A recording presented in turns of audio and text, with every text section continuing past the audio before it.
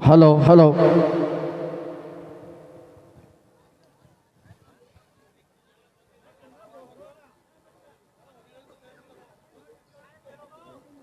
अस्सलामु अलैकुम वरहमतुल्लाहि वबरकातुहू। वालेकुम अस्सलाम वरहमतुल्लाहि वबरकातुहू। दरूद शरीफ पढ़ ले भाई। अल्लाहुम्मा सल्ली अला मुहम्मद व अला आलि मुहम्मद कमा सल्लैता अला इब्राहीम व अला आलि इब्राहीम इन्नका हमीदुम मजीद। अल्लाहुम्मा बारिक अला मुहम्मद व अला आलि मुहम्मद कमा बारकता अला इब्राहीम व अला आलि इब्राहीम इन्नका हमीदुम मजीद। नहमदु व नुसल्ली अला रसूलिहिल करीम, अम्मा बाद। फ़अऊज़ु बिल्लाहि मिनश शैतानिर रजीम। बिस्मिल्लाहिर रहमानिर रहीम। रब्बि इश्रह ली सदरी व यस्सिर ली अमरी वाहलुल उक़दतम मिन लिसानी यफ़क़हू क़ौली। Rabbi ज़िदनी इल्मा, rabbi ज़िदनी इल्मा, rabbi ज़िदनी इल्मा। रब्बि यस्सिर वला तुअस्सिर व तमिम बिल खैर। सुब्हानक ला इल्म लना इल्ला मा अल्लमतना इन्नका अंतल अलीमुल हकीम। सदक़ल्लाहुल अज़ीम। मेरे भाई मोहतरम, बुज़ुर्गों, दोस्तों, सबसे पहले मैं बहुत ज़्यादा मशकूर हूँ, बहुत ज़्यादा शुक्रगुज़ार हूँ तमाम इंतज़ामिया लाइन के साथी जिन्होंने मुझे यहाँ इनवाइट किया, जिन्होंने मुझे यहाँ मधु किया, दावत दी। मुफ्ती याहिया साहब जो बच्चीपुर यंग स्टार कमेटी के जो है सदर है, मैं इनका बहुत शुक्रगुज़ार हूँ। और हमारे अलीफ भाई जिन्होंने बड़ी मेहनत की मुझे ढूंढने के लिए, मुझे तलाश करने के लिए, मुझे सारी कारगुजारी मिली है। अल्लाह उनको जज़ाए खैर दे। आप हजरात ने मुझे बुलाया, इतनी मोहब्बत दी, इतना प्यार दिया, सच में मेरा दिल रो रहा है कि ये मोहब्बतें जो है ये महज अल्लाह की ज़ात है जो दिलों में डालती है। एक अजीब बात सुनी थी किसी अल्लाह वाले से, वो बात याद रह गई। मैं चाहता हूँ कि आप लोगों को अर्ज़ करता हुआ चलूँ। नूह अलैहिस्सलाम बहुत बड़े नबी गुज़रे हैं, बड़े नबियों में उनका नाम है। तो जब अल्लाह ने नूह अलैहिस्सलाम को हुक्म फरमाया कि आप कश्ती बनाएं, और अल्लाह के हुक्म से उन्होंने कश्ती बनाई, क्योंकि अल्लाह ने उस वक्त में ये फ़ैसला किया था कि जो है दुनिया को ख़त्म कर देंगे। आपके दुआओं के तुफ़ैल में अल्लाह ने जो है दुनिया को मिटाने का फ़ैसला किया, तो अल्लाह ने हुक्म दिया कि कश्ती बनाएं। अल्लाह के हुक्म से नूह अलैहिस्सलाम ने कश्ती बनाई। फिर अल्लाह ने हुक्म दिया कि इस कश्ती के अंदर जानवरों के तमाम जोड़ों को दाखिल कर दो। तमाम जोड़े, पैर, मेल फीमेल, नर मादा, और अपने साथ में उन 80 या 82 लोग जो आपके ईमान पर, आपके हाथ पर ईमान लाए थे, उन लोगों को भी दाखिल कर लो। जब नूह अलैहिस्सलाम ने ये बात सुनी तो परेशान हो गए। अल्लाह से अर्ज़ किया है बारी ताला, वो 80-82 जो ईमान लाए हैं मैं उनको दाखिल कर लूँगा, और साथ ही मैं जो है तमाम जानवरों के जोड़ों को भी दाखिल कर लूँगा। लेकिन अल्लाह पाक, मैं इन तमाम जानवरों को काबू कैसे करूँगा, मैं इनको कंट्रोल कैसे करूँगा?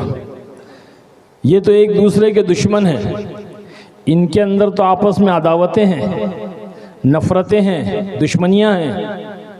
बिल्ली चूहे को खा जाएगी, कुत्ता बिल्ली को फाड़ देगा, शेर हिरन को खा जाएगा, भेड़िया बकरी को खा जाएगा, फलां इसको मार देगा, फलां उसको मार देगा। मैं इनको काबू कैसे करूँगा, कंट्रोल कैसे करूँगा? अल्लाह जल्ले जलालुहु व मनावालु ने अजीब बात कही, कहा है नूह, इनके दिलों के अंदर नफ़रतें डाली किसने?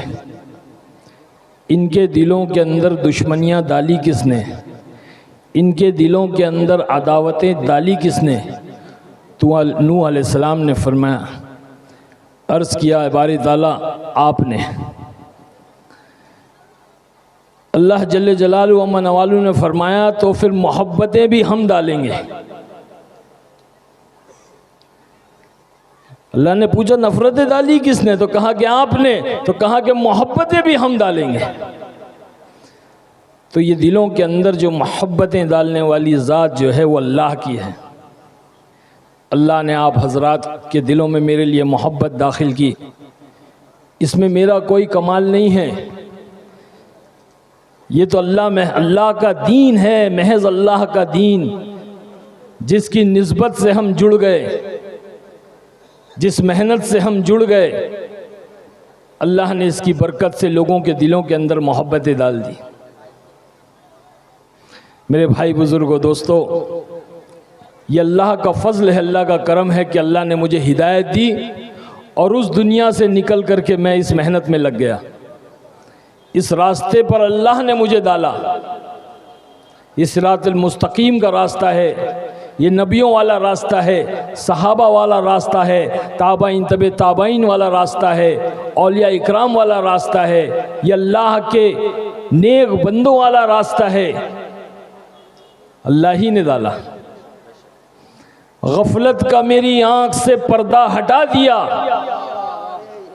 गफलत का मेरी आंख से पर्दा हटा दिया, बेशक ठोकर ने मुझे 2 कदम आगे बढ़ा दिया। वाह सुभान अल्लाह सुभान अल्लाह। गफलत का मेरी आंख से पर्दा हटा दिया, बेशक ठोकर ने मुझे 2 कदम आगे बढ़ा दिया। वाह। और खुश हो रही थी, खुश हो रही थी, और खुश हो रही थी, बुझाकर जो आंधियां, बेशक अल्लाह ने उसी चिराग को फिर से जला दिया। वाह सुभान अल्लाह सुभान अल्लाह। तो मेरे भाई बुजुर्गों दोस्तों, ये अल्लाह का फजल है, अल्लाह का एहसान है। आज अल्लाह ने अपने दीन की निस्बत पर हमारी मुलाकात करवाई। बेशक यूं तो दुनिया की निस्बत पे लोग मिलते हैं, बहुत बड़े सेलिब्रेशन होते हैं, पार्टियां होती है, सेमिनार होते हैं, मीटिंग होती है, कॉन्फ्रेंस होते हैं। अल्लाह ने इन पर कोई वादा नहीं किया, अल्लाह ने इन पर कोई वादा नहीं किया। फरमाते हैं कि इस दीन की मुलाकात पर अल्लाह ने बड़े बड़े वादे किए, बड़े बड़े वादे, मग़फ़िरत के वादे, हिदायत के वादे, चैन और सुकून के वादे। एक ईमान वाला जब दूसरे ईमान वाले से महज अल्लाह के दीन की निस्बत पे मिलता है, मुसाफा करता है, तो अल्लाह हाथ जुदा होने से पहले मग़फ़िरत के फ़ैसले फरमाता है। इतनी बड़ी निस्बत है जिसकी बुनियाद पर अल्लाह ने हमारी और आपकी मुलाकात कराई। तो ऐसी निस्बत पे मिले हैं तो मेरे भाई सबसे बुनियादी चीज़ है जो है इंसान की नीयत है। हाँ, अगर हमने नीयत सही नहीं की तो यहाँ से जो है हर आदमी जो है वो खाली जाएगा। वो कहते हैं ना, नीयत में ख़तरा तो झोली में फतरा। हाँ, इसलिए मैं चाहता हूँ, मेरी दिली चाहत है कि हम अपनी नीयतों को सही करें, हमारे भाई बुजुर्ग दोस्त भी करें और हमारी माँ बहनें भी करें। हम ये ना देखें कि कौन आया है, हम ये देखें कि क्यों आया है। हम ये ना देखें कौन कह रहा है, हम ये देखें कि क्या कह रहा है। ये नीयत की दुरुस्तगी, ये नीयत की इस्लाह बहुत ज़रूरी है। हदीस की सबसे बड़ी किताब बुखारी शरीफ, जिसको पढ़े बगैर दुनिया का कोई आलिम नहीं बन सकता। हज़रत मौलाना बुखारी रहमतुल्लाह अलैह ने इसकी शुरुआत नियत वाली हदीस से की है। कहा इन्नमल अमालु बिन्नियात, कि सारे अमाल का दारोमदार नियतों पर है, इसलिए हम अपनी नियत को सही कर लें।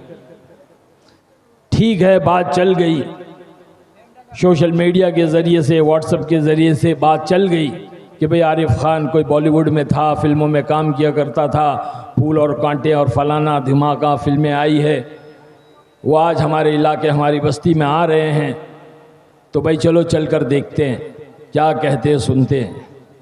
ठीक है, अब लेकिन हम अपनी नीयत को सही कर ले कि हम तो अल्लाह की बात को सुनने के लिए आए, अल्लाह के रसूल की बात को सुनने के लिए आए हैं, दीन की बात सुनने के लिए आए, ना कि जो है आरिफ खान की बात को सुनने आए। अगर हम अपनी नीयत सही करेंगे तो मैं अल्लाह से दुआ करता हूँ कि अल्लाह पाक तू हिदायत के फैसले फरमा, इस मोहब्बत को तू तेरी मोहब्बत से बदल दे। तो सब नीयत सही करते हैं भाई इंशाअल्लाह। नीयत ये करनी है कि हम जो कुछ सुनेंगे उस पर अमल करेंगे, सबसे पहली चीज। और दूसरी चीज, अमल करते हुए दूसरों तक इस बात को पहुंचाएंगे। ये हमारी जिम्मेदारी है। हर एक ईमान वाले को अल्लाह ने दुनिया में अपना सिपाही बनाकर भेजा है, दीन का दाई बना करके भेजा है। हमारे नबी जनाब रसूलुल्लाह सल्लल्लाहु अलैहि वसल्लम आखिरी नबी, अना खातिमुन नबीयीन ला नबी अबादी, फरमाया कि मैं आखिरी नबी हूँ और मेरे बाद कोई नबी नहीं। नबूवत के दरवाजे को, नबूवत के सिलसिले को अल्लाह ने आप पर बंद कर दिया। अब क़यामत तक के कोई नबी नहीं आवेगा। फरमाया कि अल्लाह का दीन क़यामत तक जारी और सारी रहेगा, बाकी रहेगा। तो कौन लेकर चलेगा? कहा कि वो लेकर चलेगा जो कलमा पढ़ेगा, ला इलाहा इल्लल्लाह मुहम्मदुर रसूलुल्लाह सल्लल्लाहु अलैहि वसल्लम। तो हमारी जिम्मेदारी है। इसीलिए अल्लाह ने कलाम में हमारी तारीफ़ें फरमाई है कि तुम बेहतरीन उम्मत हो, तुम बेहतरीन उम्मत हो, क्योंकि तुम लोगों की नफ़ा रिसानी के लिए निकाली गई। सबसे बड़ा नफ़ा यह है कि लोगों को जो है खैर वाला रास्ता बताएं, जन्नत वाला रास्ता बताएं। ये सबसे बड़ी खैर ख्वाह है, ये सबसे बड़ा रहम है इंसानियत के ऊपर। अल्लाह जल्ले जलालहू अम्मा नवालू खुद अव्वल दाई है, बज़ाते खुद अल्लाह दाई है। सबसे पहले अल्लाह ने सारी इंसानियत को दावत दी है, जन्नत वाले घर की तरफ बुलाया है, अमन वाले घर की तरफ बुलाया है सारी इंसानियत को। और अल्लाह ने अपने हबीब, अपने महबूब सरकार दो आलम सल्लल्लाहु अलैहि वसल्लम को दाई बना करके दुनिया में भेजा। ये हमारी जिम्मेदारी है कि हम खुद दीन पर अमल करें और लोगों को दीन की तरफ बुलाएं। इसीलिए अल्लाह ने जब हमको दुनिया में भेजा और हमने आँख खोली तो हमने अपने आप को अब्दुल जब्बार और अब्दुल सत्तार के घर में पाया। यानी कि हमने अपने आप को मुसलमान के घर में पाया। हाँ, ये अल्लाह का फजल है, अल्लाह का एहसान है, इसमें हमारा कोई कमाल नहीं है। हमने अल्लाह से नहीं कहा था कि अल्लाह तो हमें मुसलमान बना दे, ईमान दे दे।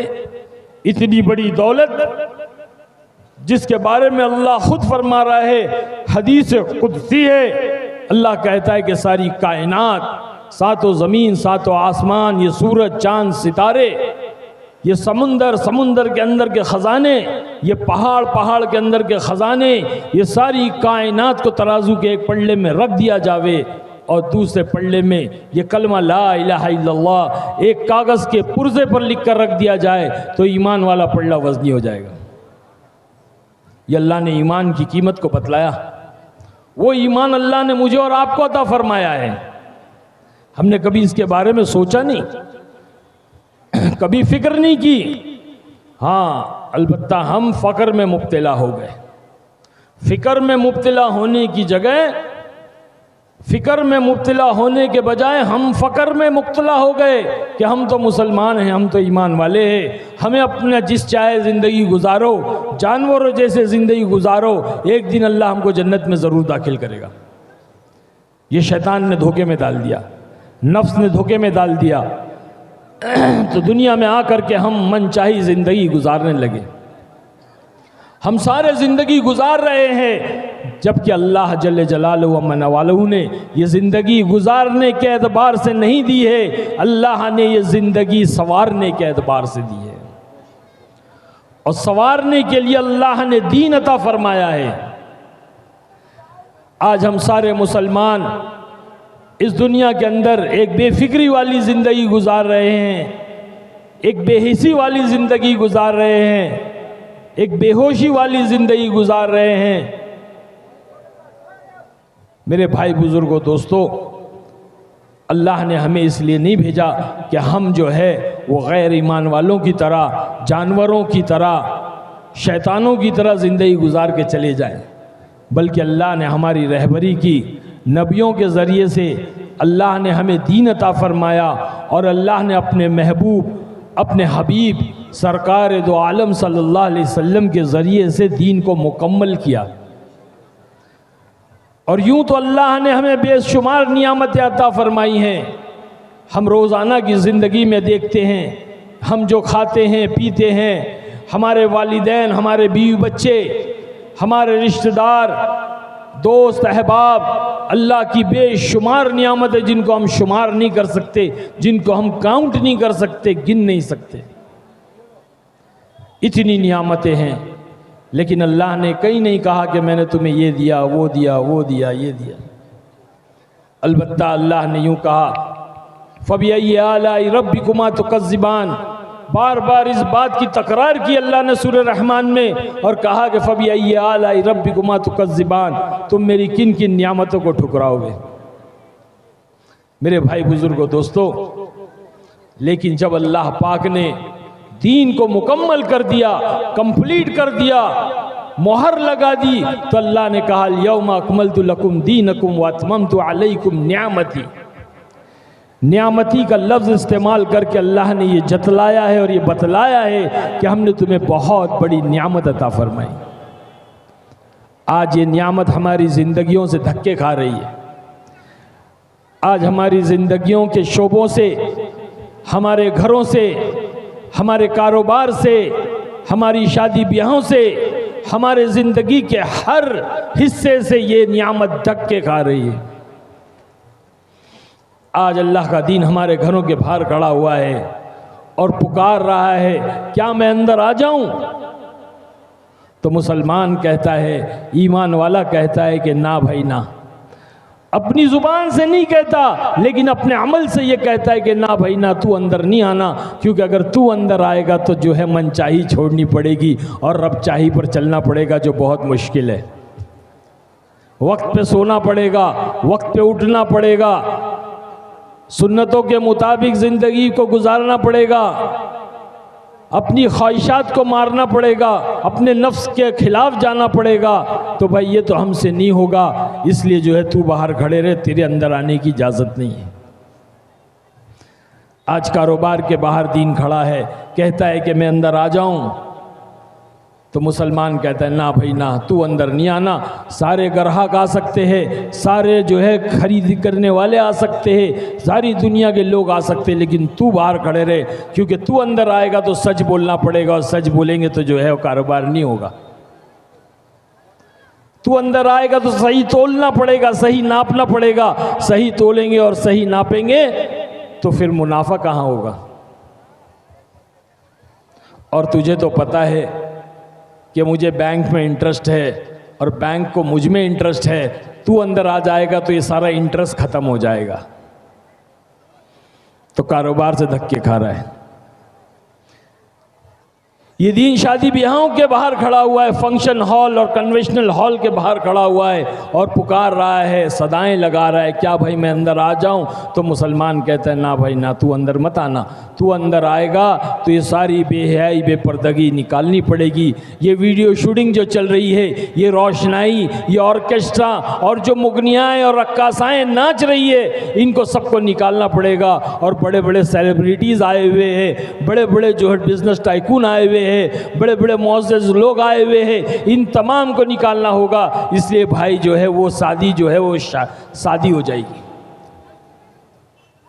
शादी क्या हो जाएगी? शादी हो जाएगी। तो लोग नाराज हो जाएंगे भाई, इसलिए तू बाहर खड़े रहे। चाहे अल्लाह नाराज हो जाए, अल्लाह के रसूल नाराज हो जाए, चलेगा, लेकिन लोग नाराज नहीं होना चाहिए, रिश्तेदार नाराज नहीं होना चाहिए, दोस्त अहबाब नाराज नहीं होना चाहिए। इसी तरह ज़िंदगी के हर फील्ड, हर शोबे में आप देखें, ये अल्लाह का दीन धक्के खा रहा है, धक्के। यही वाहिद वजह है कि हम परेशान हैं। अल्लाह ने जिस तरह मैंने बतलाया कि दिलों को फेरने वाली ज़ात अल्लाह की है। हाँ, कभी अल्लाह मोहब्बतें डालता है तो कभी नफ़रतें डालता है। आज मुसलमान जो सारे आलम में परेशान है, आज मुसलमान ठोकरें खा रहा है, इसकी वजह यह है कि अल्लाह ने लोगों के दिलों में, इस्लाम के दुश्मनों के दिलों में नफ़रतें डाल दी। ये अल्लाह की तरफ से है मेरे भाई। जिस दिन हमारी ज़िंदगियों के अंदर दीन आ जाएगा, अल्लाह के अहकाम आ जाएंगे, हज़रत मोहम्मद सल्लल्लाहु अलैहि वसल्लम के पाकीज़ा तरीके आ जाएंगे, अल्लाह की कसम अल्लाह सारी दुनिया को ज़ेर कर देगा। हज़रत मौलाना यूसुफ साहब रहमतुल्लाह अलैह फरमाया करते थे, अल्लाह का एक हुक्म नमाज, एक हुक्म नमाज, सारी दुनिया में जिंदा हो जाए और ढूंढने पर भी एक मुसलमान बेनमाजी ना मिले, उस वक्त अल्लाह से जो मांगोगे अल्लाह वो देगा।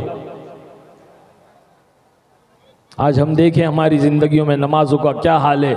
मस्जिदें वीरान पड़ी हुई हैं, अल्लाह ने ठोकरों में डाल दिया। मैं अक्सर अपने बयान में एक मिसाल देता हूँ, आप लोगों को भी देना चाहूँगा, अल्लाह करे कि बात हमारी समझ में आ जाए। हम सब ने अपनी ज़िंदगी में कभी ना कभी फुटबॉल खेला होगा। फुटबॉल जानते हो ना आप भाई?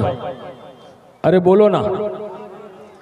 बच्चे खेलते हैं, बड़े खेलते हैं, सारी दुनिया खेलती है, बड़े बड़े टूर्नामेंट होते हैं, 11 खिलाड़ी यहाँ से, 11 खिलाड़ी वहाँ से, हर मुल्क, हर कंट्री का आदमी खेलता है और जो उस फुटबॉल को ठोकर मारता है, लात से मारता है। यहाँ तक के बच्चे मैदान में खेलते हैं और वो बॉल अगर बाहर चला जाए और एक 80-70 साल, 80 साल के बूढ़े चाचा जा रहे हैं, बच्चे पुकारते हैं और कहते हैं चाचा जरा बॉल दे दो, तो वो चाचा भी जो है ठोक करके जो है लात मारते हैं। हर कोई उसको लात मारता है, हर मुल्क वाला, हर कंट्री वाला लात मारता है। मेरे भाई, अगर कोई उस फुटबॉल को उठाए अपने हाथों में और उससे सवाल करे, ये पूछे कि तूने क्या गलती की है, तेरी क्या खता है, तेरा क्या जुर्म है, लोग तुझे लात से क्यों मारते हैं? कोई उसको उठाए और पूछे, सवाल करे उससे, और अल्लाह उस फुटबॉल को गोयाई दे दे, जुबान दे दे, बोलने की ताकत दे दे, स्पीकिंग पावर दे दे, तो वो फुटबॉल कहेगा मेरी सिर्फ इतनी खता है, मेरा सिर्फ इतना जुर्म है, मेरी सिर्फ इतनी जो है गलती है कि मैं अंदर से खाली हूं, मैं अंदर से खाली हूं। अगर मैं अंदर से भरा हुआ होता तो किसी माई के लाल में ताकत नहीं थी जो मुझे लात मारता। आज ईमान वाला अंदर से खाली है, ईमान की लाइन से खाली है, इबादत की लाइन से खाली है, मामलात की लाइन से खाली है, माशरत की लाइन से खाली है और अखलाक की लाइन से खाली है। सहाबा इकराम रजी अल्लाह ताला अन्हु अजमईन अंदर से ईमान की लाइन से पुर थे, अखलाक की लाइन से पुर थे, इखलास की लाइन से पुर थे, भरे हुए थे। अल्लाह ने पूरी दुनिया के ऊपर गालिब कर दिया, पूरी दुनिया को फतह किया अपने ईमान की बुनियाद पर, अपने अमाल की बुनियाद पर, अपने अखलाक की बुनियाद पर। सहाबा के कदम जब कैसर किसरा में पड़े तो जलजले आ गए, दरिया दजला के सीनों को चाक कर दिया। शायर कहता है दस्त तो दस्त है सहरा भी न छोड़े हमने, दस्त तो दस्त है सहरा भी न छोड़े हमने, बहरे जुल्मात में दौड़ा दिए घोड़े हमने।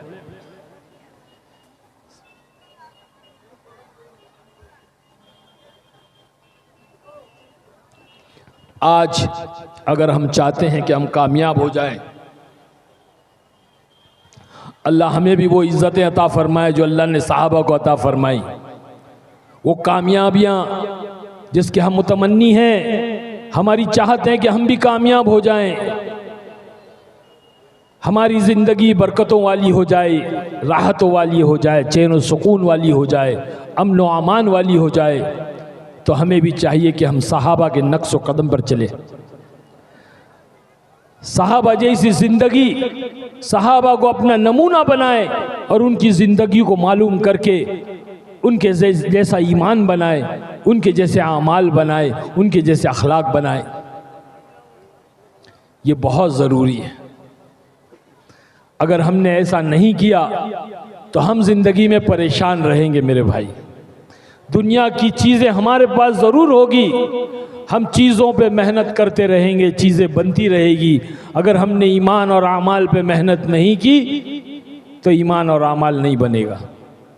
जिस चीज़ पर मेहनत होती है वो चीज़ बनती है। किसान ज़मीन पे मेहनत करता है तो गल्ले उगते हैं। इंजीनियर जो है मट्टी और गारे पे मेहनत करता तो इमारतें बनती है। लोहे पे मेहनत करी लोगों ने तो हवाई जहाज बना दिया। इस तरह से दुनिया की हर चीज़ पे मेहनत की चीज़ें बन गई। ईमान पे मेहनत नहीं की तो ईमान नहीं बना। सहाबा ने ईमान पर मेहनत की थी, आमाल पे मेहनत की थी। अल्लाह ने इतना माल अता फरमाया, इतना माल अता फरमाया कि सहाबा के पास रखने के लिए जगह नहीं थी। उस पर भी रोते थे और कहते थे, या अल्लाह हमारी कुर्बानियों का सिला और बदला तूने दुनिया में तो नहीं दे दिया। डरते थे इस बात से। कहते थे, अल्लाह हमने ये जो भी कुर्बानियाँ दी है तेरे दीन की खातिर, ए अल्लाह ना हमने जन्नत के शौक़ में किया, ना हमने जहन्नम के खौफ में किया। हमने जो कुछ किया ए अल्लाह तेरी रज़ा के लिए किया। तो अल्लाह ने कहा सदकता, सच कहा। इसीलिए अल्लाह ने रज़ा का परवाना दे दिया। रज़ी अल्लाह तआला अन्हु व रज़वान, तुम मुझसे राज़ी मैं तुमसे राज़ी। अल्लाह ने रज़ा का परवाना, एक सर्टिफिकेट अता फरमाया, मोहर लगा दी। और अल्लाह के नबी सल्लल्लाहु अलैहि वसल्लम ने सहाबा को कहा कि मेरे सहाबा सितारों की मानिंद है। असहाबी कल नुजूम इख्तदैतु एहतदैतु, जो मेरे सहाबा की इत्तिबा करेगा वो फला तक पहुंच जाएगा। सितारा क्यों कहा? क्योंकि सितारे बुलंद होते हैं, सितारे रोशन होते हैं, सितारे चमकदार होते हैं, सितारे रहबर होते हैं। आज हम गूगल को इस्तेमाल करके अपनी मंजिल मकसूद तक पहुंचते हैं ना, उस ज़माने में मुसाफिर जो है वो सितारों को देख करके अपनी मंजिल पर पहुंचते थे। सहाबा रहबर है, क़यामत तक आने वाले इंसानों के लिए रहबर है। उनके जैसी ज़िंदगी हम बनाएंगे अपनी तो अल्लाह हमें माल देगा। आज हर आदमी की सबसे पहली चाहत क्या है कि माल मिल जाए, माल। हाँ, और माल का कमाना कोई बुरी बात नहीं है भाई, माल ज़रूरी है। माल होगा तो आप दीन के बहुत कार्य खैर है, बहुत सारी चीज़ें दीन की ऐसी है जिसको आप कर सकते हो। माल होगा तो आप ज़कात दोगे, मालदार के ऊपर अल्लाह ने ज़कात को फ़र्ज़ किया है। माल होगा तो आप हज करोगे, उम्रा करोगे। माल होगा तो आप मदारिस चलाओगे, आप मखातिब चलाओगे। आप दीनी इदारे जो है माल की बुनियाद पर चलते हैं। माल खर्च होता है तो माल का कमाना कोई बुरी बात नहीं है। माल होगा तो आप सदका खैरात करोगे, गरीबों की मदद करोगे। लेकिन हम माल के पीछे लगे, हमने कभी ये नहीं सोचा कि अल्लाह पाक ने लफ्ज़ आमाल के अंदर माल को छुपा के रखा है। अल्लाह पाक ने लफ्ज़ आमाल के अंदर माल को छुपा करके रखा है। बोलो आमाल, बोलो आमाल, आमाल, आमाल, आमाल। लफ्ज़ आमाल के अंदर अल्लाह ने माल को छुपा के रखा है। हम तो असबाब के पीछे पड़ गए, हम तो जैसे गोया टोटी के पीछे लगे हैं। नल के अंदर पानी नहीं है दोस्तों, पानी तो ऊपर टांकी में है। इधर एक नल लगा लिया, उधर एक नल लगा लिया, उधर एक नल लगा लिया। अरे पानी टोटी में नहीं है, नल में नहीं है, पानी तो ऊपर टांकी में है। जाओ टांकी से लो, बकेट डुबाओ और भर भर के ले लो। तो रोजी और माल के खजाने तो अल्लाह के पास ऊपर है, जिसको लेने की जरूरत है। जो अमाल करेगा अल्लाह पाक उसको भर भर के देगा। ये मेरा दावा है, कसम खा के कही जा सकती है बात। अल्लाह ने सहाबा को दे करके दिखला दिया सारी दुनिया को। क़यामत तक आने वालों को दिखला दिया कि अल्लाह ने कैसा सहाबा को माल दिया। और अमाल के अंदर सबसे पहला अमल नमाज है, जिसको हम सारों ने छोड़ दिया है। हमें नमाज को इस कदर पकड़ना है, इस कदर नमाज को हमें करना है, नमाज को कायम करना है कि अल्लाह हमसे राज़ी हो जाए। अल्लाह ने किसी हाल में नमाज माफ़ नहीं किया मेरे भाई। और नमाज आदमी कब पढ़ेगा, आमाल आदमी कब करेगा? जब उसके ईमान के अंदर ताकत पैदा होगी, ईमान के अंदर तक़वियत पैदा होगी, ईमान के अंदर मजबूती आएगी तो आमाल करेगा आदमी। इसकी मिसाल ऐसी है जैसे आदमी ने एक बड़ी कीमती गाड़ी खरीद ली लेकिन उसके अंदर पेट्रोल नहीं है, तो गाड़ी चलेगी भाई? अरे बोलो ना, चलेगी? मर्सिडीज ले आया, BMW ले आया, रोल्स रॉयस ले आया, गोकाटी वेरॉन ले आया, कीमती गाड़ी, करोड़ों रुपए की गाड़ी है, लेकिन पेट्रोल नहीं डाला अंदर। और एक आदमी ने छोटी सी गाड़ी लाया मारुति, उसने भी अंदर पेट्रोल नहीं डाला, तो क्या वो चलेगी? तो पता चला बड़ी गाड़ी हो छोटी गाड़ी हो, बगैर पेट्रोल की ताकत से नहीं चल सकती। इसी तरह बड़ा आदमी हो छोटा आदमी हो, अमीर हो गरीब हो, गांव का रहने वाला हो शहर का रहने वाला हो, जब तक कि ईमान का पेट्रोल अंदर नहीं पड़ेगा आमाल की गाड़ी नहीं चलेगी। इसीलिए जो है अल्लाह के रास्ते में निकाला जाता है कि बंदा अल्लाह के रास्तों में निकले और निकल करके ईमान की मेहनत करे। ईमान जो है वो मेहनत से बनता है। जिस तरह हम देख रहे हैं कि दुनिया की चीज़ें मेहनत से बनती है, उसी तरह से ईमान भी मेहनत से बनता है। सहाबा कहते हैं हमने 11 साल ईमान की मेहनत की, 11 साल। तालमनल कुरान सुम्मा तालमनल ईमान सुम्मा तालमनल कुरान, हमने पहले ईमान सीखा बाद में कुरान सीखा। आज हम छोटी सी उम्र के अंदर माशाल्लाह मकतब में जाते हैं, मदारिस में जाते हैं, कुरान सीखते हैं। फिर एक उम्र यह आती है कि दुनिया के धोखे में पड़ जाते हैं, दुनिया की मेहनतों में पड़ जाते हैं, ईमान की मेहनत छोड़ देते हैं, तो जो कुरान पढ़ा है वो भी भूल जाते हैं। हमने कई हाफिज़ कुरान ऐसे देखे हैं, कई आलिम ऐसे देखे जो दुनिया की गंदगियों के अंदर फंस गए और जो उनके सीनों से जो कुरान निकल गया। अल्लाह के नबी सल्लल्लाहु अलैहि वसल्लम ने फरमाया कि कुरान ऊंट की मानिंद है, अगर इसकी रस्सी को खोल दोगे तो ये निकल कर भाग जाएगा। तो जब ईमान की मेहनत होती है तो अमाल ज़िंदगी में आते हैं और ज़िंदगी बदलती है। ज़िंदगियों में अल्लाह के अहकाम आते हैं, हज़रत मोहम्मद सल्लल्लाहु अलैहि वसल्लम के पाकीज़ा तरीके आते हैं, यानी कि दीन आता है। लो चलो, गले में वो शुरू हो गया, 2 सेकेंड भाई।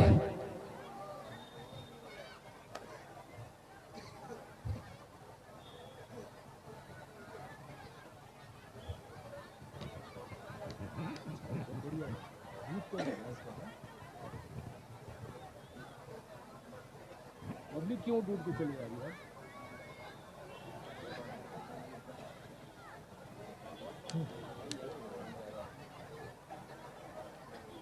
भाई हो गया, ज़्यादा बात नहीं करेंगे। आप हजरात भागे नहीं, खड़े रहें भाई।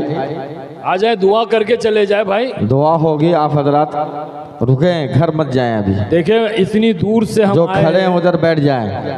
आप लोग की मोहब्बत में आए हैं, इतनी दूर से। सफ़र में था, मैं उम्रा में था। 31 जनवरी को मैं उम्रा से आया और 1 फरवरी को मैं सफ़र में निकल गया कलकत्ता, कलकत्ता से उड़ीसा गया, फिर यहाँ बंगाल आया। अब आगे भी मेरा सफ़र है।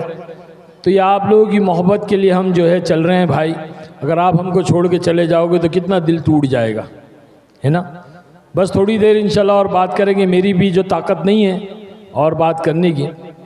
बहरहाल मैं ये अर्ज़ कर रहा था कि जब ईमान की मेहनत होती है तो ईमान बनता है, और ईमान बनता है तो अमाल ज़िंदगी में आते हैं। हमारी भी ज़िंदगी का यही हाल था।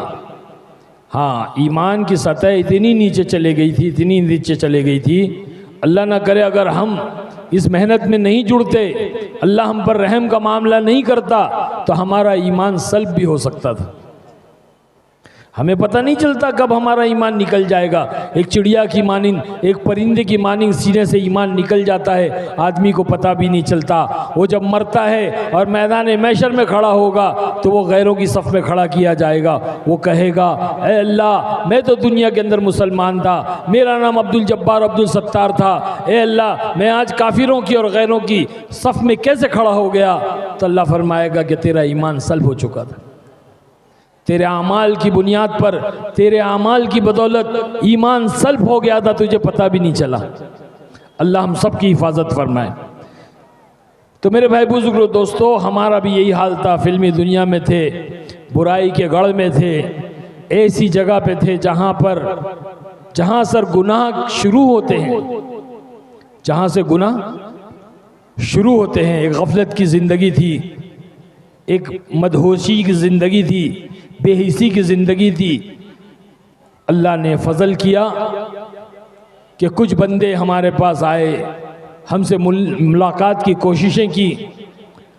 हमारे बड़े भाई अल्लाह के रास्ते में 40 दिन लगा कर आए, उनकी ज़िंदगी बदली। उन्होंने चेहरा मोहरा लिबास सुन्नत के मुताबिक अपना लिया। हमने जब देखा तो हम बड़े बदज़न हो गए कि भाई लोग अल्लाह के रास्ते में जाते हैं, दावत व तबलीग की मेहनत में लगते हैं और ले जा कर के उनको मुल्ला मौलवी बना देते हैं। तो हम जो है लोगों से मुलाकात नहीं करते। बहुत सारी जमातें आती थी, मुलाकात की कोशिश करती थी, हम किसी ना किसी बहाने से निकल जाते। लेकिन अल्लाह को जब हिदायत देना होता है ना, तो अल्लाह ज़रिए बनाता है। एक जमात आई, उस जमात के अमीर साहब को हमारे भाई ने कहा कि अमीर साहब, हमारा छोटा भाई फिल्मों में काम करता है, ये हराम है, ये गुनाह है, ये नाजायज़ है, अल्लाह की नाराज़गी का सबब है। तो अमीर साहब ने कहा चलो मुलाकात करते हैं। तो कहा कि नहीं, वो मुलाकात नहीं करते। तो कहा ठीक है, वो कब जाते हैं शूटिंग पर? तो भाई ने कहा सुबह 7 बजे जाते हैं। तो अमीर साहब फजर की नमाज के बाद अकेले तन्हा आ कर के मेरी मुलाकात के लिए मेरे इंतज़ार में मेरी गाड़ी के पास ठहर गए। बुज़ुर्ग थे, अल्लाह वाले थे, सफ़ेद दाढ़ी, सफ़ेद बाल, लिबास सफ़ेद था, थोड़ा मैला कुचेला था। अब जैसे ही मैं वहाँ पहुँचा तो मैंने देखा कि कोई फ़कीर नुमा आदमी खड़ा हुआ है। तो मैंने सोचा कि वो साहिल है, तो मैंने अपने जेब में हाथ डाला कि उनको जो है कुछ पैसे दे दो। तो जैसे ही मैंने पैसे लेने के लिए अपने जेब में हाथ डाला, कहा कि ना ना ना, सलाम किया। मैंने जवाब दिया, मुझसे पूछा ये बताओ एक सवाल करना है। मैंने कहा पूछिए क्या बात है? तो कहने लगे मरना है कि नहीं मरना है? मैंने बोला धत तेरी की, ये कौन है भाई सुबह सुबह, मलकुल मौत है क्या? अरे भाई, मौत का तस्करा सुबह सुबह जब आदमी काम पे जा रहा है, अपने कारोबार की तरफ जा रहा है, मौज मस्ती की तरफ जा रहा है, और ये बूढ़ा सुबह सुबह मरने की बात कर रहा है। बहुत गुस्सा आया। मैंने कहा हाँ, पहले आपको मरना है, बाद में मुझे मरना है। जैसे कि मुझे पता है कि कौन मरेगा, तो खुदा ही बात हो गई। ये तो अल्लाह ही को मालूम है कौन पहले मरेगा। हमने कोरोना में देखा कि दादा के कंधे पे पोते का जनाजा, बाप के कंधे पे बेटे का जनाजा। आगा अपनी मौत से कोई बशर नहीं, सामान 100 बरस का पल की खबर नहीं। मौत से किसकी रिश्तेदारी है, आज उनकी तो कल अपनी बारी है। बस फिर क्या था, गुस्से में आकर मैंने कहा पहले आपको मरना है, बाद में मुझे मरना है। कहने लगे हाँ, पहले मुझे मरना है, बाद में आपको मरना है। अच्छा ये बताएं कि कब्र के अंदर गाड़ी जाएगी कि दाढ़ी जाएगी? क्या कहा? कब्र के अंदर? अरे बोलो ना, गाड़ी जाएगी कि दाढ़ी जाएगी? गुस्से में था। मैंने कहा चाचा आपका दिमाग ख़राब हो गया है, कब्र में गाड़ी कैसे जाएगी, कब्र में तो दाढ़ी जाएगी। तो कहने लगे हाँ, कब्र में गाड़ी नहीं जाएगी, कब्र में दाढ़ी जाएगी। तो फिर गाड़ी वाली ज़िंदगी के लिए वक्त ज़ाया क्यों करते हो? दाढ़ी वाली ज़िंदगी क्यों नहीं इख्तियार करते?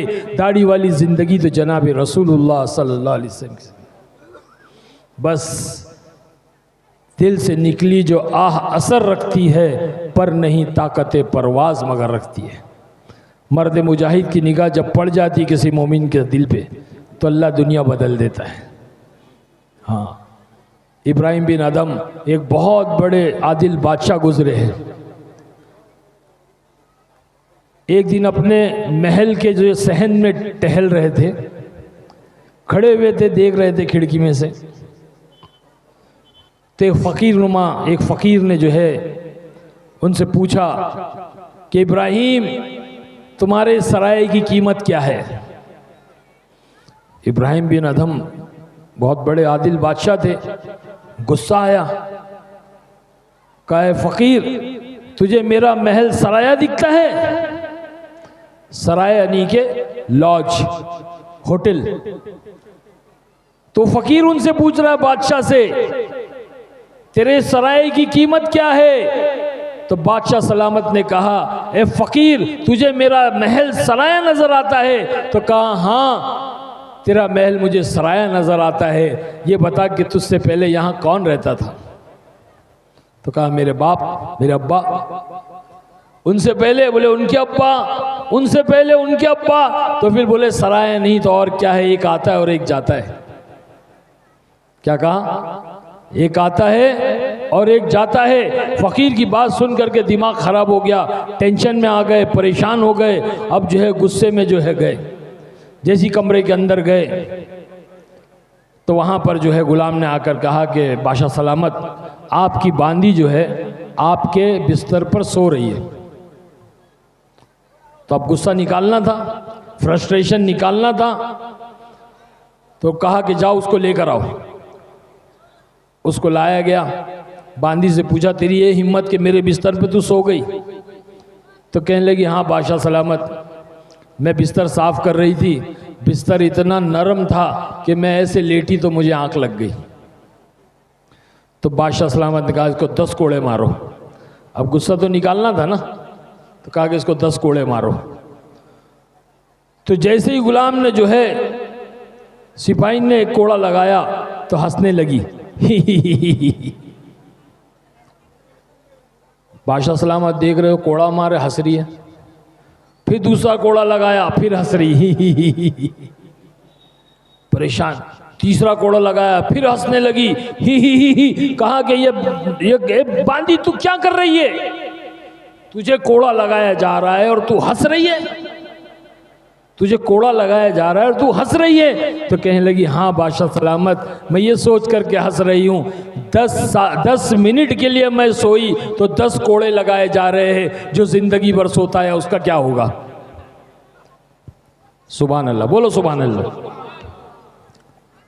और टेंशन में आ गए। उधर फ़कीर ने ऐसी बात कर दिया, यहाँ बांदी ने ऐसी बात कर दी, और टेंशन में आ गए। अब जो है नींद उड़ गई। अब अपने कमरे में टहल रहे हैं तो ऊपर छत पे से जो है कुछ दौड़ने और भागने की आवाज़ आई। दौड़ने और भागने, तो चिल्ला करके पूछा, कौन है? तो कहने वाले ने कहा कि ऊंट वाला। बोले ऊंट वाला मेरी छत पर क्या कर रहा है? मेरे महल की छत पे क्या कर रहा है? मैंने बादशाह सलाम में अपना ऊंट ढूंढ रहा हूँ, मेरा ऊंट घूम गया, मैं ऊंट ढूंढ रहा हूँ। तो इब्राहिम बिन आदम रहमतुल्लाह अलैह ने कहा, तू पागल हो गया है? तेरा ऊंट अगर घूम गया है तो जा वीराने बियाबान में जा, जंगल में जा, वहां ढूंढ। मेरे महल की छत में ढूंढ रहा है क्या? तुझे तेरा ऊंट मेरे महल की छत पे मिलेगा? तो कहने वाले ने कहा, हाँ बादशाह सलामत, जिस तरह से मेरा ऊंट आपकी महल की छत में नहीं मिलेगा, वैसे अल्लाह भी तो आपके महल में नहीं मिलेगा। बस समझ गए बात कि ये इशारे अल्लाह की तरफ से है। फ़ौरन अपना चोला उतारा, अपना बादशाह का लिबास उतारा, और जो है एक टाट का पेवन ले करके निकल गए। अल्लाह के जो है वो अल्लाह के रास्ते में निकल गए। बरसों गुजर गए, बादशाह सलामत गायब, जंगलों वीरानों बियानबानों में चले गए। अब सारे जो है प्रजा परेशान, लोग परेशान, रियासत परेशान, सिपाही परेशान, उजरा और उमरा सब परेशान। बादशाह सलामत गए कहाँ? अब ढूंढने लगे, ढूंढते ढूंढते एक ज़माना गुजर गया, बादशाह सलामत नहीं मिले। कई बरसों के बाद में किसी ने इत्तला दी कि बादशाह सलामत जो है एक फ़कीराना होलिये में एक नदी के किनारे बैठे हुए, चलो चलते हैं और उनको लेकर आते हैं। तो लोग जब वहाँ पहुँचे, बादशाह सलामत को सलाम किया, अर्ज़ किया, इल्तिजा की बात सलामत, आप चले, आपका तख्त आपका इंतज़ार कर रहा है, आपकी हुकूमत, आपकी रियासत आपका इंतज़ार कर रही है, आप चले हमारे साथ। तो बादशाह सलामत इब्राहिम बिन अदम ने कहा कि ना, मैं नहीं आऊँगा, मुझे नहीं चाहिए वो ज़िंदगी और वो हुकूमत और वो बादशाहत नहीं चाहिए, मैं इसी में खुश हूँ। तो कहा कि बादशाह सलामत चलिए, बहुत बहुत इल्तिजा की। तो कहा अच्छा मेरा एक काम करो, अगर आप लोगों ने मेरा एक काम कर दिया तो मैं आपके साथ चलूँगा। तो बोले ठीक है, बताइए क्या काम है। तो अपनी सुई से जो गोदड़ी सी रहे थे वो सुई को जो है पानी में फेंक दिया और कहा सिपाहियों से कि जाओ इसको ढूंढ कर लेकर आओ। अब गोताखोर अंदर गए, पानी के अंदर नदी थी बहती हुई, अब सुई कहाँ मिलती, ढूंढ ढूंढ के परेशान हो गए, वापस आए खाली हाथ। बादशाह सलामत सुई तो नहीं मिली। तो बोले अच्छा रुको, ए पानी की मछलियों, मुझे सुई चाहिए, सुई लेकर आओ। तो सारी मछलियां ऊपर आती, हर एक मछली के मुंह में सोने की सुई होती। तो कहते कि ना मुझे ये नहीं, मुझे मेरी सुई चाहिए, लेकर आओ। तो एक मछली जाती है और जो है आपकी सुई ला करके आपको देती है। तो कहते बताओ वो हुकूमत अच्छी है या ये हुकूमत अच्छी है। लोग कहते हैं बादशाह सलामत ये हुकूमत अच्छी है, बस अब चले जाओ, मुझे कोई ज़रूरत नहीं। उन्हीं को कहते इब्राहिम बिन अदम रहमतुल्लाह अलैह। तो जब अल्लाह किसी को हिदायत देना चाहता है तो अल्लाह ऐसे इशारे देता है, ऐसे ज़राए बनाता है कि अल्लाह पाक उसको हिदायत देकर रहता है।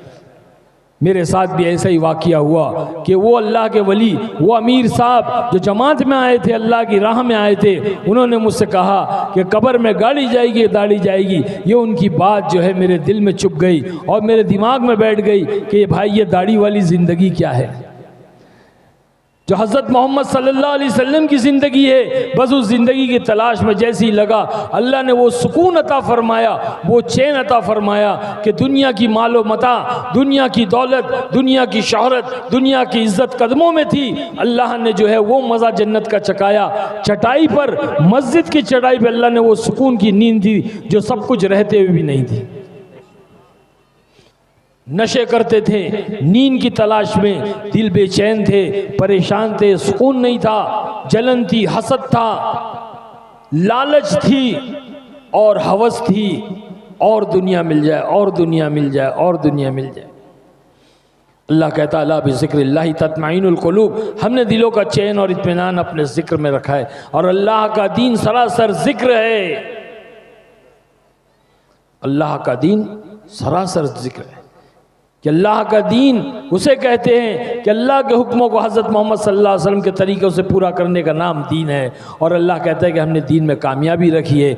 जो दीन पर अमल करेगा अल्लाह उसको दुनिया में भी कामयाब करेगा और आखिरत में भी कामयाब करेगा। और जो दीन को छोड़कर ज़िंदगी गुजारेगा वो दुनिया में भी नाकाम होगा और आखिरत में भी नाकाम होगा। इसीलिए मेरी गुजारिश है आप तमाम से कि हम इस मजमे में सारे लोग ये नियत करें कि इस मजमे से उठने के बाद में हमारी जो ज़िंदगी होगी वो दीन वाली ज़िंदगी। और जो दाढ़ी नहीं रखते हैं वो दाढ़ी रखें, एक सुन्नत को जिंदा करें। बोलिए इंशाअल्लाह। अल्लाह के रास्ते में निकले, 3 दिन 40 दिन 4 महीने अल्लाह के रास्ते में जाने की नियतें करें। अपनी औलाद और अपने नस्लों को दुनिया में जो है इस रास्ते में भेजें, अपने जीते जी अल्लाह के रास्ते में भेजे ताकि हमारी औलाद और हमारी नस्लों की ज़िंदगियों में दीन आ जाए। अगर हमने ऐसा नहीं किया तो आने वाला वक्त बहुत ख़तरनाक है। हम तो बम्बई में रहते हैं, हमें पता है कि दुनिया कितनी ख़तरनाक और कितनी गंदी होती जा रही है। कैसी साजिशें और कैसी प्लानिंग मुसलमानों के बच्चों को जो है वो नशों में मुब्तला कराया जा रहा है और जो है बुराई में मुब्तला कराया जा रहा है और जो है जुओं में मुब्तला कराया जा रहा है। नौजवान बच्चियों के ऊपर किस तरह साजिश करके उनको बहकाया और भटकाया जा रहा है, उनकी इज़्ज़त और अज़मतों से खेला जा रहा है। ये सारी साजिशें इस्लाम के दुश्मनों की चल रही है। हमें अभी भी मोहतात हो जाना चाहिए, अलर्ट हो जाना चाहिए, जाग जाना चाहिए और ये बेहोशी की ज़िंदगी से निकल जाना चाहिए। अगर अब भी हमने अपनी आंखों को नहीं खोला, हम बेदार नहीं हुए, हम मोहतात नहीं हुए, तो कल हमारे बचाने वाला कोई नहीं रहेगा। कुछ नहीं करना है, हमें किसी से टकराना नहीं है, किसी से शिकायत नहीं करना है, बस हमें अल्लाह की रस्सी को पकड़ना है, अल्लाह के दीन पर चलना है, नमाजों को कायम करना है। आने वाला महीना मुबारक महीना रमज़ान का है।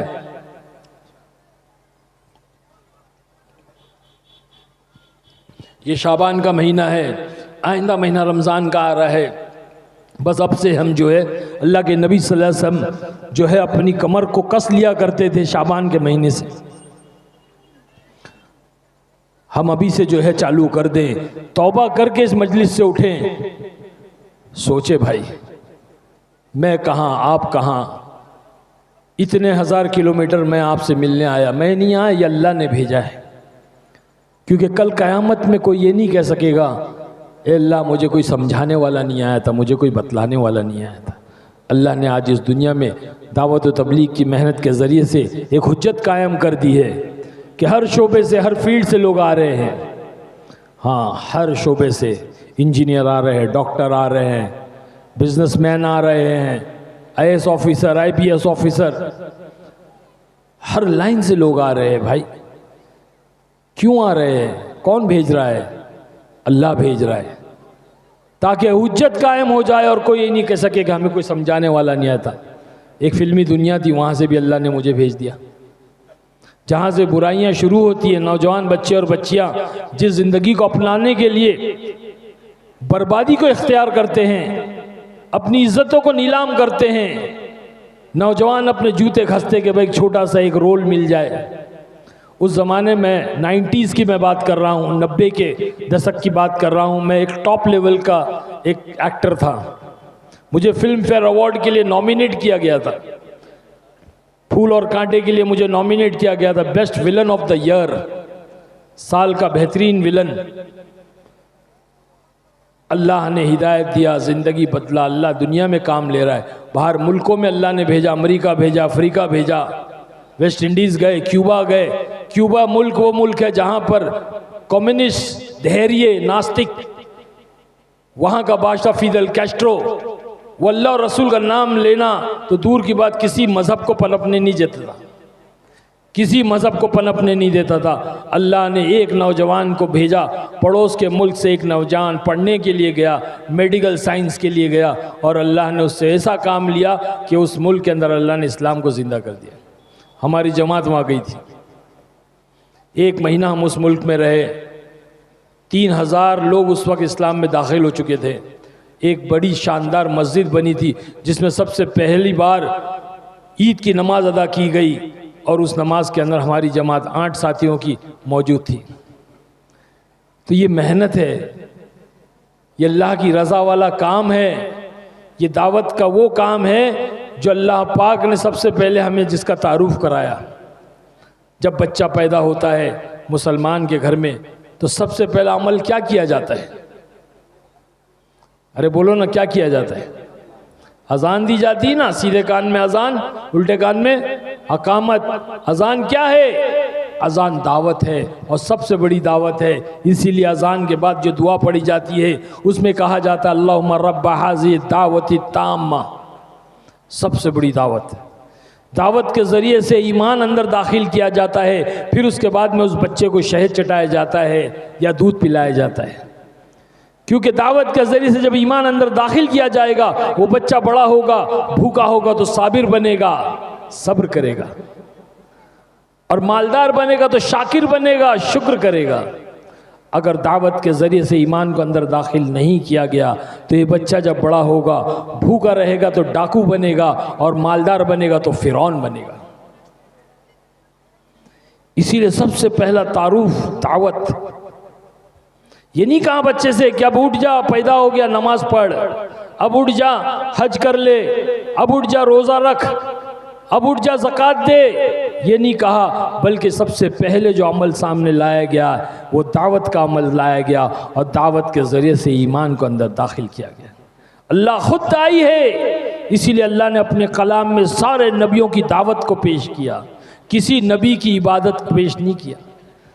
सारे नबियों की दावत, नूह अलैहिस्सलाम की दावत, इब्राहीम अलैहिस्सलाम की दावत, मूसा अलैहिस्सलाम की दावत, ईसा अलैहिस्सलाम की दावत, हुजूर पाक सल्लल्लाहु अलैहि वसल्लम की दावत, शोएब अलैहिस्सलाम की दावत, लूत अलैहिस्सलाम की दावत, सारे नबियों की दावत को अल्लाह ने पेश किया, किसी की इबादत को नहीं पेश किया। अल्लाह को दाई से बड़ी मोहब्बत है।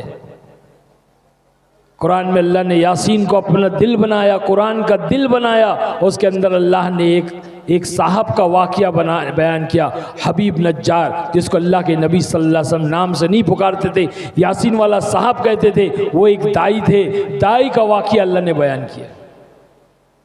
मेरे भाई बुजुर्गों, दोस्तों, हमें दाई बनना है। जब हम दावत देंगे, जिस चीज़ की हम दावत देंगे, ईमान की दावत देंगे, ईमान बनेगा। नमाज की दावत देंगे, नमाज बनेगी। इल्म की दावत देंगे, इल्म आएगा। जिक्र की दावत देंगे, जिक्र आएगा। अखलाक की दावत देंगे, अखलाक आएगा। इखलास की दावत देंगे, इखलास आएगा। अल्लाह के रास्ते में निकलने की दावत देंगे तो हम खुद सबसे पहले अल्लाह के रास्ते में निकलें। अल्लाह हमें सबसे पहले अल्लाह के रास्ते में निकालेगा। जब हम लोगों को अल्लाह के रास्ते में निकलने की दावत देंगे, अल्लाह हमें सबसे पहले तौफीक देगा।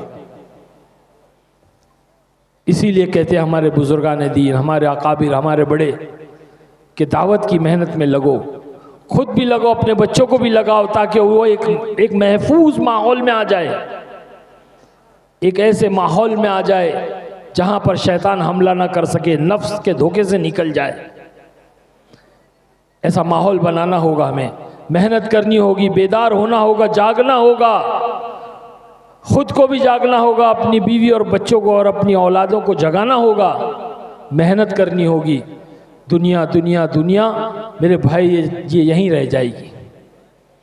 अल्लाह हम जैसे लोगों को, जो दुनियादार थे, अय्याशियों में और बुराइयों में घिरे हुए थे, अल्लाह ने निकाला और यहाँ पहुँचाया, ताकि अल्लाह दिखाना चाहता है कि जाओ और दावत दो और बताओ कि हक क्या है।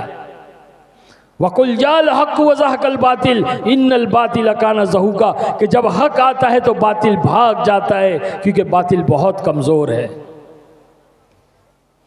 अल्लाह ने हमें भेजा। अरे ये दुनिया यहीं रह जाएगी भाई, यहीं रह जाएगी, कोई साथ नहीं ले जाएगा। वक्त का बादशाह भी जाएगा और फ़कीर भी जाएगा। बादशाह अपने साथ तख्त ताज लेकर नहीं जाएगा और फ़कीर अपने साथ में कटोरा लेकर नहीं जाएगा। हर आदमी अपने ईमान और आमाल को ले जाएगा, और ईमान और आमाल के बनाने का मौका ये दुनिया है, ये ज़िंदगी है। अगर हमने अभी भी अपनी आंखों को नहीं खोला और हम गफलत की ज़िंदगी में पड़े रहे, अल्लाह की कसम हमें कोई बचा नहीं सकता, कोई बचा नहीं सकता। हमारी माँ बहनों की इज्जतें, अजमतें लूटी जाएगी, हमारा कत्ल आम किया जाएगा, हमें फुटबॉल की तरह ठोकर मारा जाएगा। कोई हमें नहीं बचा सकता सिवा अल्लाह के। और अल्लाह को राज़ी करने का रास्ता एक ही है कि हम दावत की मेहनत करें और दीन को अपनी ज़िंदगी में लाएं। इसीलिए ये गुजारिश है, बहुत इल्तिजा है, रिक्वेस्ट है कि आप तमाम जो है इसकी नियतें करें। इस मजमे से, इस मजमे के अंदर ये नियत करें कि हम अपनी ज़िंदगियों के अंदर दीन को लाएंगे इंशाअल्लाह। बोलो, सब लाएंगे इंशाअल्लाह। ज़ोर से बोलो भाई, सब हाथ उठा के बोलो। माशाअल्लाह, अल्लाह बेइंतहा कबूल फरमाए। अगर आप लोगों ने अपनी ज़िंदगियों को बदल दिया, हाँ, अपनी ज़िंदगी को तब्दील करना है। तबलीग का मतलब ही तब्दील करना है ना। अल्लाह ने बहुत सारे ज़राए दिए हैं, बहुत सारे रास्ते दिए, लेकिन मेरी नज़र में ये दावत और तबलीग की मेहनत जो है वो आसान मेहनत है, चलता फिरता मदरसा है। वरना अपनी लाइन से, जो जिस लाइन से सीखना चाहे सीखे भाई, दीन सीखे, दीन सीखे, दीन पर मेहनत करे, ईमान पर मेहनत करे, अपने बीवी बच्चों पर मेहनत करे। हाँ, फिक्र लें, सोचें। इंशाअल्लाह ताला अल्लाह ने चाहा तो एक ऐसा इनकलाब आएगा, आप देखोगे अपने मोहल्ले, अपने बस्ती के अंदर, अपने इलाके के अंदर, कि किस तरह से अल्लाह की रहमतें और बरकतें नाजिल होगी। करेंगे सब इंशाअल्लाह। वक्त का तकाजा है, थका हुआ हूँ, बहुत दिल चाह रहा है कि आप लोगों से बहुत बातें करूँ, लेकिन पता नहीं कुछ ना कुछ तकलीफ़ हो रही है, तो माजरत चाहता हूँ और आप लोगों से जो है दुआओं की दरख्वास्त करता हूँ। इंशाअल्लाह दुआ करके जो है बात को ख़त्म करेंगे।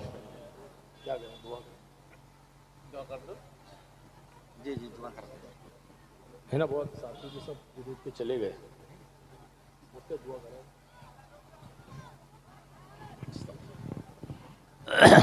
भाई दरूद शरीफ पढ़ लो।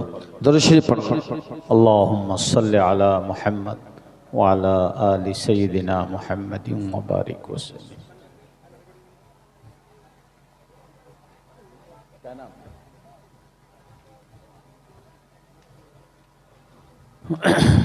अल्लाहुम्मा आमीन।